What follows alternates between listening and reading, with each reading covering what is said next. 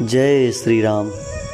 तो आइए भक्तों, एक बार पुनः श्री रामचरितमानस के अयोध्या कांड के प्रभु के वनवास के प्रसंग को आगे बढ़ाते हैं। कैकेयी ने 2 वरदान मांगा है राजा से। राजा ने सौगंध खाकर विवशता से उस वरदान को दे दिए हैं। अब सोच में पड़ गए हैं कि वह अपने प्राण प्रिय राम को कैसे छोड़ सके। मंत्री आते हैं, राजा को सुबह इस वेश में देखकर अत्यंत चिंतित होता है। कैकेयी अपने कुपट बुद्धि से कहती है कि जाओ राम को बुला लाओ, महाराज राम से मिलना चाहते हैं।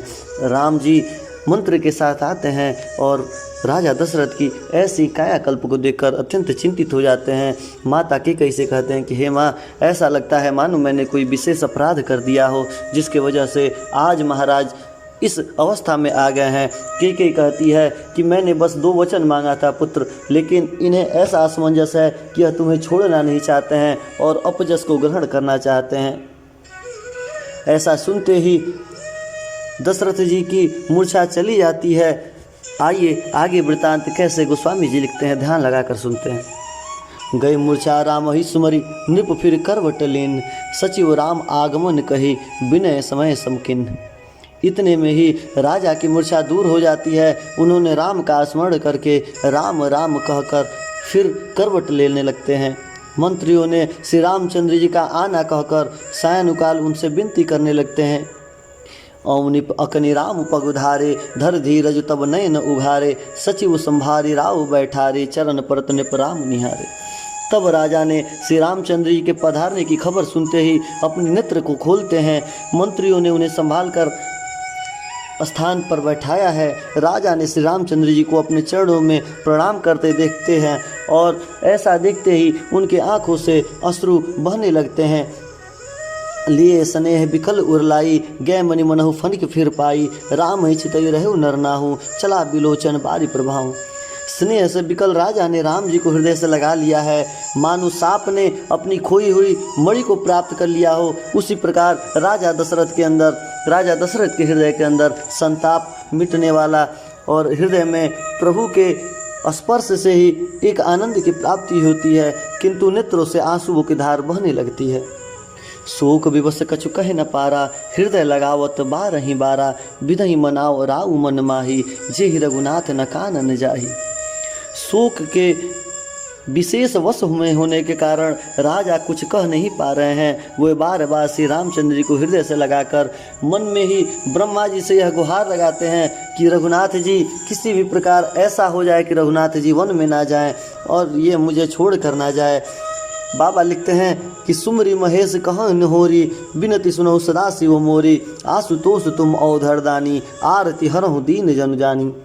फिर महादेव जी का स्मरण करके उनसे निहोरा करते हुए राजा दशरथ कहते हैं कि हे प्रभु, आप तो सदा शिव हैं, आप मेरी तो विनती सुन लीजिए। आप शीघ्र प्रसन्न होने वाले हैं और साथ ही साथ मुँह मांगा वरदान देने वाले हैं। तो अतः मेरे जैसे दीन सेवक का दुख जानकर मेरे दुख को दूर करिए, मेरे राम को मुझसे अलग ना कीजिए। तुम प्रेरक सबके हृदय, सोमति राम ही देव, बचन मोर तज रहि घर, परिहरशील स्नेह। आप प्रेरक रूप में सबके हृदय में हैं। आप श्री रामचंद्र को ऐसी बुद्धि दे दीजिए कि वह मेरे आज्ञा का वचन का पालन ना करे, अर्थात वह मेरे वचन को त्याग दे और शील स्नेह को छोड़कर घर में ही रह जाए, जिससे मैं अपने राम के साथ प्रति जीवन काट लूँगा। अजस हो जग सुजस नसाऊ, नरक परे बर सुरपुर जाऊ, सब दुख दुस सहावहु मोही, लोचन ओट राम जन ओही।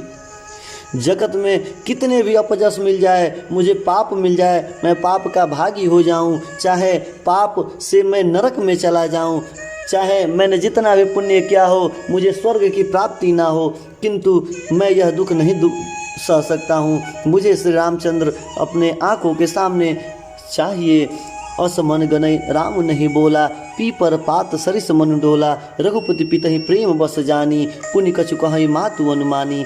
राजा मन ही मन इस प्रकार करके विचार रहे हैं, लेकिन बोलते नहीं हैं। उनका मन पीपल के पत्ते की तरह डोल रहा है। श्री रघुनाथ जी अपने पिता के प्रेम में वश जानकर यह अनुमान करके कि माता फिर कुछ कहेंगी तो पिताजी को दुख होगा, यह सोचते हुए श्री रामचंद्र जी भी एकदम चुप हैं। देश काल अवसर अनुसारी बोले बचन विनीत विचारी, तात कहूँ कछु करऊँ ठिठाई, अनुचित क्षमय जानी लरिकाई।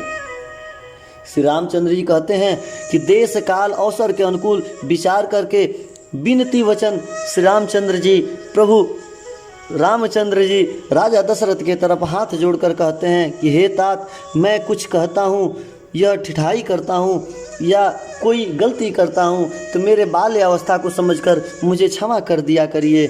मैंने कौन सा ऐसा अपराध कर दिया है जो आप इस अवस्था को प्राप्त कर लिए हैं। अति लघु बात लागी दुख पावा, काहु न मोहि कहीं प्रथम जनावा, देखी गोसाई पूछे ही माता, सुनि प्रसंग भय शीत लगाता। इस अत्यंत तुच्छ बात के लिए आपने इतना दुख उठा लिया है। मुझे किसने पहले कहकर यह बात नहीं जनाई? मुझे सबसे पहले बात को बताना चाहिए। मैंने माता से पूछा है, उन्होंने सारा प्रसंग मुझे अति आनंदित होकर सब मुझे बता दिया है। और यह जानकर मुझे बड़ी प्रसन्नता हुई है कि मेरा प्रिय भाई भरत राज तिलक करेगा और मैं अपने माता पिता के आज्ञा का पालन करते हुए वन का गमन करूँगा। यह तो मेरे लिए भाग्य की बात है। मंगल समय स्नेह बस सोच परिह तात, आयुष देव हर्ष हिय कहि पुलके प्रभुगात। हे पिताजी, इस मंगल के समय स्नेहवश होकर सोच करना छोड़ दीजिए और अपने हृदय से प्रसन्न होकर मुझे आज्ञा दीजिए। यह कहते हुए प्रभु श्री रामचंद्र जी सर्वांग पुलकित होकर राजा दशरथ के सामने हाथ जोड़कर खड़े हो जाते हैं।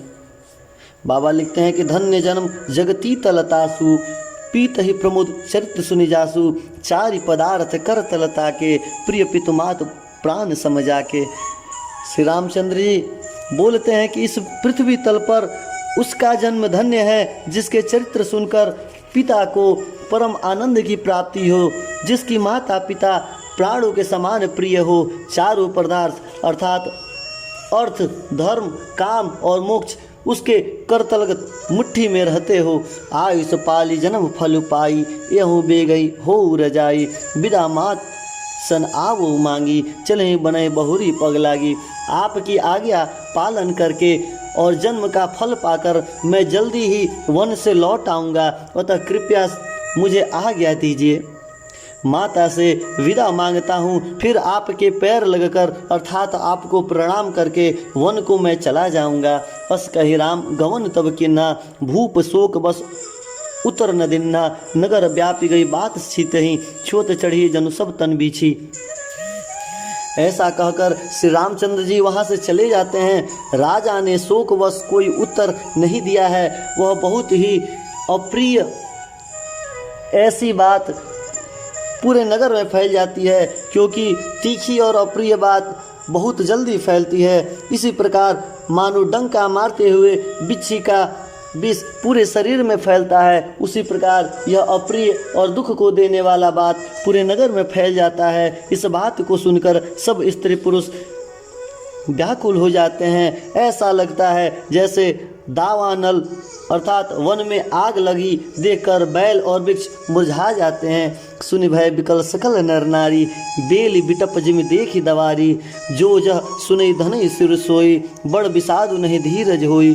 जो जहाँ सुनता है वहीं सिर धोने लगता है अर्थात सिर पीटने लगता है। ऐसा लगता है कि बहुत बड़ा विषाद हो गया है, किसी के अंदर अब धीरज नहीं रह गया है। मुख सुखाई लोचन स्त्रवहि शोक न हृदय समाय, मनहु करुण रस कट कई, उतरी अवध बजाय। सबके मुख सूख जाते हैं, आँखों में आंसू बहने लगते हैं, शोक में हृदय संपप्त हो जाता है। मानो करुण रस की सेना अवधपुर में डंका बजाकर उतर आई हो। मेलहि माज विधि बात बेगारी, जहत देखी कै कई गारी, यही पापिन बुझिका परेऊँ, छाई भवन पर पावक धरेऊँ।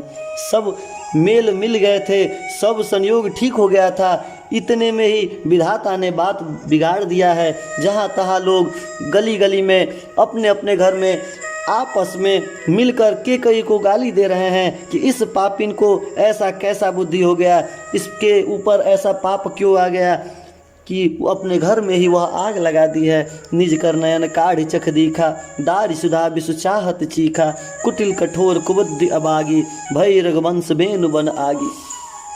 यह अपने हाथों से अपनी आँखों को निकालकर अर्थात अपनी आँखों के बिना ही देखना चाहती है और अमृत फेंककर विष को प्राप्त करना चाहती है। यह कुटिल, कठोर, दुर्बुद्धि, अभागिन कैकेयी रघुवंश रूपी इस बांस के वन में कैसे अग्नि लेकर आई है। यह तो बहुत बड़ी पापीन है। इसी प्रकार नगर के समस्त लोग आपस में ऐसे ही वार्तालाप करते हुए कैकेयी को गाली दे रहे हैं। बाबा लिखते हैं कि पालव बैठी पेड़ यही काटा, सुखमऊ शोक ठाठ धरि ठाठा, सदा राम यही प्राण समाना, कारण कवन कुटिलपन उठाना। पत्ते पर बैठकर इसने पेड़ को काट दिया है, शोक में शोक ठाठ ठड कर रख दिया है। श्री रामचंद्र जी तो इसे बहुत प्राण से भी प्रिय थे, फिर भी न जाने किस कारण से इसने इतनी कुटिलता कर ली है। सत्य कहीं कवि नारी सुभाऊ, सब विधि अगौ अगाध दुराऊ, निज प्रतिबिंब बरक गही जाई, जानी न जाई नारी गति भाई। कवि सत्य ही कहते हैं कि स्त्री का स्वभाव सब प्रकार से पकड़ में आने योग्य नहीं होता है। यह अथाह होता है अथवा भेद भरा होता है। अपनी परछाई भले ही पकड़ ली जा सकती है, किंतु हे भाई, स्त्रियों की गति अर्थात उनकी चाल को पकड़ना अत्यंत ही मुश्किल है। काह न पावक जारी सक, का न समुद्र समाई, का न करे अबला प्रबल, किह जग कालू न खाई। आग क्या नहीं जला सकती, समुद्र में क्या नहीं समा सकता, अबला कहलाने वाली प्रबल स्त्री क्या नहीं कर सकती, और जगत में काल किसको नहीं खा सकता है। इस प्रकार अलग अलग उपमा देकर कैकेयी के वजह से पूरी स्त्री को ही सब लोग जलन के भाव से देखने लगते हैं। सब लोग जो भी अयोध्या के नर नारी हैं आपस में अपने बुद्धि के अनुसार स्त्री जाति को ही कोसने लगते हैं। कहते हैं कि इनका त्रिया चरित्र तो भगवान भी नहीं जान सकते हैं। इस शुभ मंगल घड़ी में इस पापी ने ऐसा क्या कर दिया कि पाप इसका इतना प्रबल हो गया कि इस सुखद घड़ी में दुखद अनुभव होने लगा। का सुनाई विधि काह सुनावा, का देखे चह काह दिखावा, एक कहें भूल भूप न किन्ना, बर विचार नहीं कुमत ही दिन्हा। विधाता ने क्या सुनाकर क्या सुना दिया है और क्या दिखाकर क्या दिखाना चाहते हैं, ऐसा कहते हुए सब लोग दुखी हो रहे हैं। तभी एक कहता है, राजा ने यह अच्छा नहीं किया, द्रौपदी कैकेयी को विचार करके वर देना चाहिए, किंतु राजा भी इसमें दोषी है। राजा सबसे ज़्यादा स्नेह कैकेयी से करते हैं, उनको भी यह आभास नहीं है। उनका संपूर्ण राजपाट आज से नष्ट हो जाएगा, वह भी पाप के भागीदार हो जाएंगे। जो हटि भयउ सकल दुख भाजुन, अबला विपस ज्ञान गुण गाजुन, एक धर्म परमित पहिचाने, नृपहि दोष नहीं देखि सयाने। जो हट करके कैकेयी के बातों को पूरा करने में अड़े रहकर स्वयं सब दुखों के पात्र बन गए हैं। स्त्री के विशेष वश में होने के कारण मानो उनका ज्ञान और गुण सब चला गया है। एक दूसरे जो धर्म की मर्यादा को जानते हैं और सयाने हैं, वे राजा को दोषी नहीं देते हैं। वो लोग कहते हैं कि राजा का कोई दोष नहीं है, क्योंकि रघुकुल रीत सदा चली आई, प्राण जाई पर वचन न जाई। इसलिए राजा ने पहले ही जब राम का सौगंध ले लिया है तो उनको वचन को पूरा ही करना पड़ेगा, क्योंकि वो इस पापी कैकेयी के त्रिया चरित्र को नहीं समझ सके थे। शिविदधीच हरिश्चंद्र कहानी, एक एक सन कहीं बखानी, एक भरत कर सम्मत कहीं, एक उदास भाई सुन रही। किसी ने शिवी की तो किसी ने दधीची की तो किसी ने हरिश्चंद्र का कथा एक दूसरे से बखान करते हुए कहते हैं कि रघुकुल की तो यह रीति है कि वचन को निभाने के लिए लोग प्राण देते हैं। कोई एक इससे भरत जी की सम्मति भी बताते हैं, कोई एक सुनकर उदासीन भाव से कुछ बोलते ही नहीं है। कोई मनुष्य जो अयोध्या के नगरवासी है उसमें भरत को भी दोषी कहने लगते हैं। कान मुदित कर रद गही जीहा, एक कहे यह बात अलीहा, सिकृत जाहि अस कहत तुम्हारे, राम भरत कहु प्राण प्यारे। कोई हाथों में